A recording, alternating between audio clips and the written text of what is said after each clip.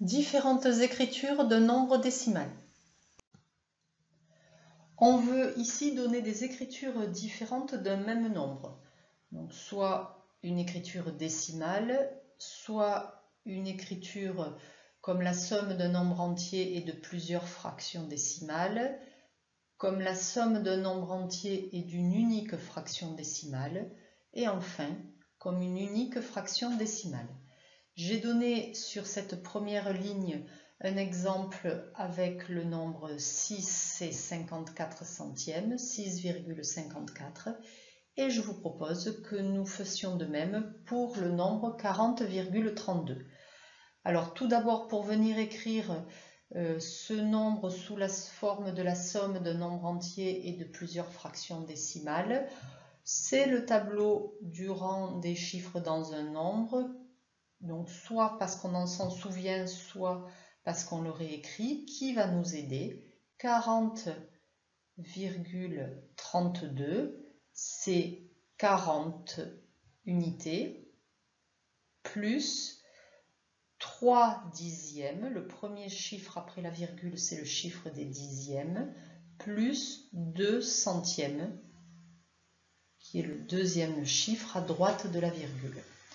Maintenant, comment venir écrire ce nombre sous la forme d'un nombre entier plus une fraction décimale?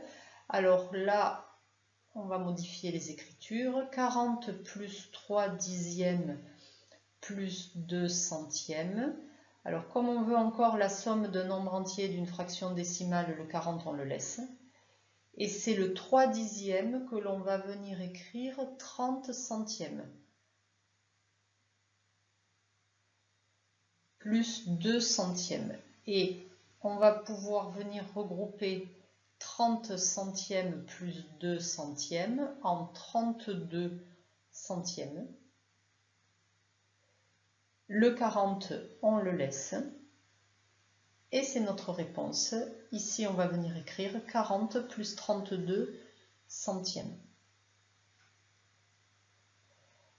Alors maintenant, pour avoir une unique fraction décimale, le 40 plus 32 centièmes, on va tout venir écrire en centièmes.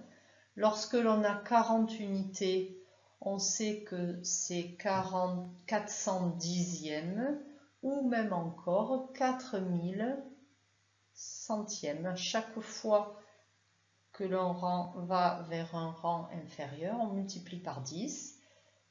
C'est notre système décimal, plus 32 centièmes.